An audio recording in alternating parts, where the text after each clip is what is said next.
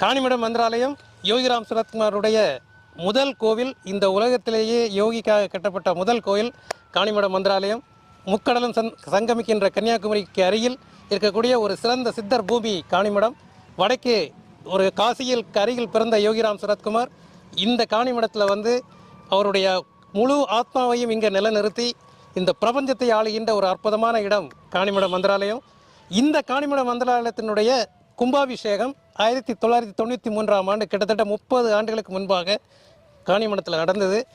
அது 87ஆம் ஆண்டிலிருந்தே சாமிஜி சொல்லி பொன்காமலா சாமிகள் தான் இந்த மந்திராலயத்தை கட்ட வேண்டும் அப்படிங்கிற ஒரு ஆணையை கன்னியாகுமரியை சேர்ந்த வழக்கறிஞர் வேணுகோபாலிடம் தெரிவிக்கிறார்.